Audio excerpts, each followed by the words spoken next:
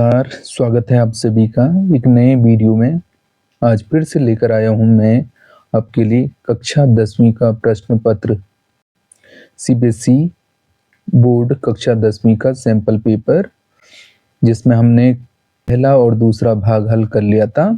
आज हम बात कर रहे हैं खंड क ख ग हमने हल कर लिए थे। आज हम बात कर रहे हैं खंड घ की। तो ये इसमें रचनात्मक लेखन से संबंधित प्रश्न होंगे। 12वां प्रश्न है इसमें, निम्नलिखित में से किसी एक विषय पर लगभग 120 शब्दों में अनुच्छेद लिखिए। तो 120 शब्दों में 3 विषय दिए गए हैं।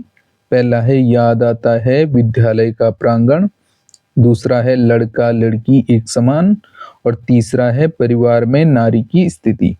इन तीनों विषय में आपको एक करना है, ठीक है। लेकिन इसमें शर्त ये है कि जो संकेत बिंदु हैं, ये हेडिंग है, ठीक है। ये हेडिंग है, पहली हेडिंग, दूसरी हेडिंग, तीसरी हेडिंग। इस पर ही आधारित आपको जो है प्रश्नों के उत्तर लिखने, ये याद रखना। ये हेडिंग है, इन्हीं पर ही आधारित। ये आपके अगर ये नहीं है तो आपको नंबर नहीं मिलेंगे इन चीज के, ठीक है। तो कोई सा भी अगर आपका टॉपिक होगा, जो भी आपको अच्छे से आता है, उसमें जो संकेत बिंदु दिए गए हैं, पहला, दूसरा, तीसरा, ठीक है। उसी प्रकार ये तीसरा, इसमें भी पहला, दूसरा, तीसरा जो है, जो भी आपको अच्छे से जो अनुच्छेद आता है उसको हल कीजिए, ठीक है। अब अगला प्रश्न है प्रश्न नंबर 13। आपकी बस्ती के पार्क में कई अनधिकृत खोमचे वालों ने डेरा डाल दिया है। उन्हें हटाने के लिए नगर निगम अधिकारी को लगभग 80 से 100 शब्दों में पत्र लिखिए। अथवा सेकंड, आपके पिताजी का तबादला दूसरे शहर में हो गया है। आप अपने मित्र को नए शहर की सुंदरता का वर्णन करते हुए पत्र लिखिए। तो ये 5 नंबर का पूछा जाएगा। दो ऑप्शन दिए गए हैं यहाँ पर, दोनों में से आपको जो भी पत्र आता है उसमें आप लिख सकते हैं। लेकिन पहला पत्र जो है, इसमें आपको जो है विषय लिखना है। पहले पत्र में नगर निगम अधिकारी को अगर आप पत्र लिख रहे हैं, शुरुआत कैसे करेंगे, आपको एक चीज ध्यान रखना है। सबसे पहले पत्र लिखने से पहले आपको पत्र का एड्रेस लिखना होता है। तो वहां पर आप क्या लिखेंगे, परीक्षा भवन, ठीक है। परीक्षा भवन यहाँ पर लिखेंगे बाईं साइड में, और उसके नीचे आप लिखेंगे जहां से, जैसे देहरादून हो गए तो देहरादून, या कोई भी शहर हो गया वहां का नाम लिखेंगे आप। उसके बाद दिनांक लिखेंगे, फिर सेवा में नगर निगम अधिकारी, ठीक है। और नगर पालिका जो भी है, अगर आपकी देहरादून है तो वो देहरादून। उसके बाद विषय लिखेंगे, विषय में पार्क में खोमचे वालों को हटाने हेतु पत्र। उसके बाद लिखेंगे महोदय बाईं साइड से ही, और उसके बाद अपना जो भी विषय है उसके बारे में लिखेंगे। लास्ट में बहुधीय में उसके बाद जो है समस्त क्षेत्र निवासी, और जो भी क्षेत्र है उस क्षेत्र का नाम। या अगर आप, यदि आपके पिताजी वाला जो पत्र लिख रहे हैं, तो अपने मित्र को पत्र लिखना है। तो एक मित्र के लिए पत्र लिखने के लिए फिर से वही परीक्षा भवन और कोमा लगा के देहरादून, उसके बाद दिनांक, और प्रिय मित्र, जो भी मित्र है आपका, उसको अगर नाम आ रखा है तो नाम लिखिए, नाम नहीं आ रखा तो वैसे लिखिए। उसके बाद सप्रेम नमस्ते, और कल तुम्हारा पत्र मिला, तुम्हें यह जानकर हर्ष होगा कि मेरा मन इस नए शहर में लग गया है, ठीक है। जो भी है वो आप सब पूरा इसमें पत्र में लिख सकते हैं। लास्ट में जो है आपका या तुम्हारा प्रिय मित्र जो है और ना, ठीक है। इस प्रकार से आप मित्र को पत्र लिख सकते हैं।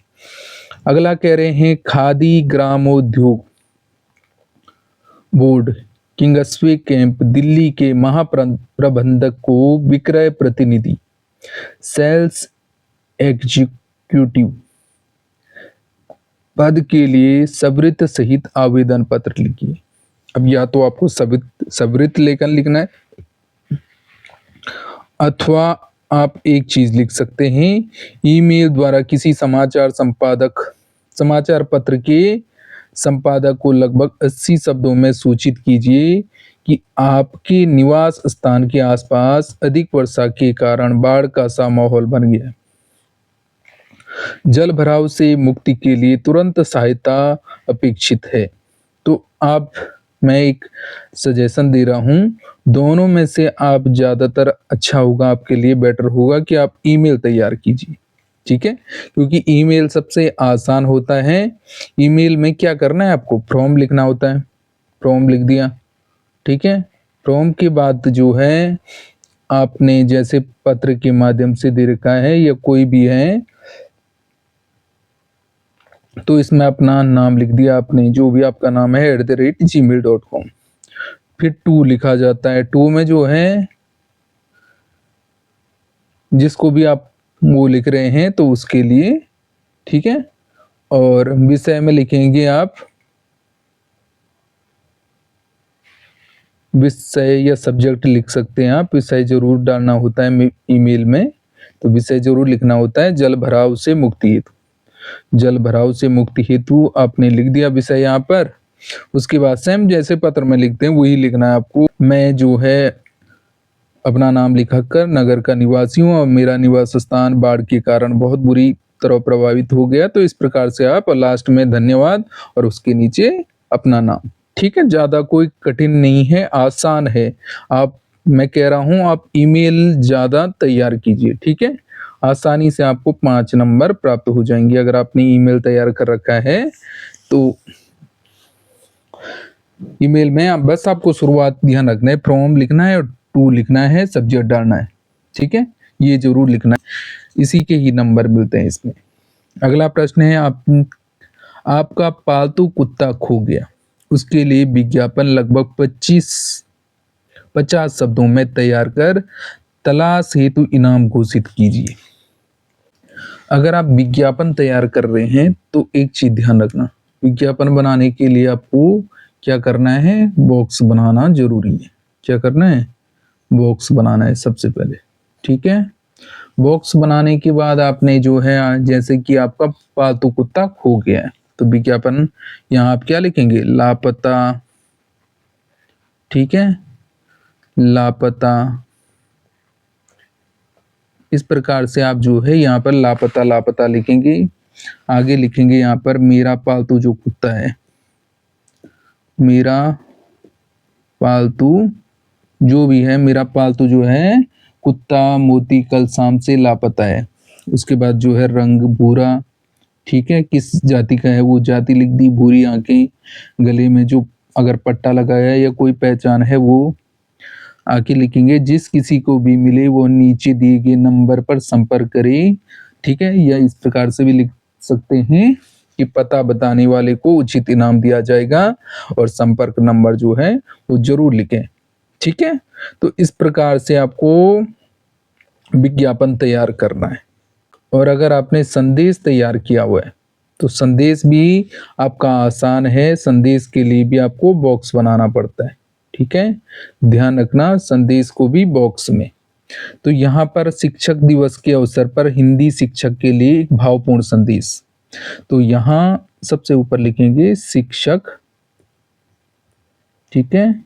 सबसे ऊपर आपने लिख दिया शिक्षक दिवस की हार्दिक शुभकामनाएं, शिक्षक दिवस की हार्दिक शुभकामनाएं, ठीक है, हार्दिक शुभकामनाएं। यहाँ पर आपने लिख दिया, इस प्रकार से आपने लिख दिया।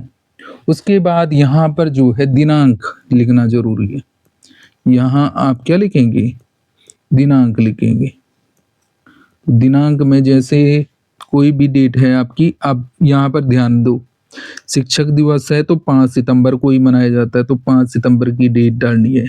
कोई विशेष चीज है उसकी डेट है तो उसी की डेट डालनी है आपको, उसी की डेट लिखनी है, ठीक है। अब यहाँ पर समय लिखेंगे, कितने बजे आपने ये भेजा, तो यहाँ प्रातः जो भी है, प्रातः 7 बजे भेजा है तो 7 बजे, ठीक है। अब इस प्रकार से आपने तैयार कर दिया।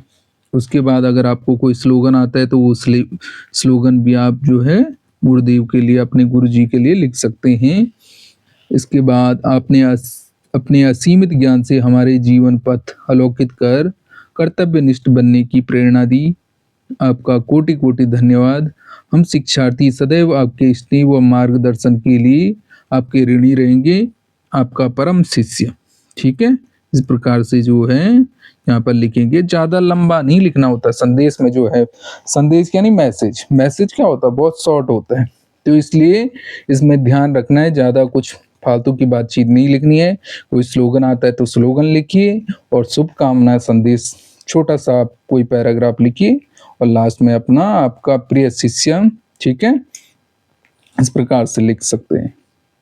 तो उम्मीद करता हूँ ये पेपर आपको अच्छे से समझ में आ गया होगा, और आज के लिए इतना ही। जल्द ही मैं आप सभी के लिए एक दूसरा पेपर लेकर आऊँगा।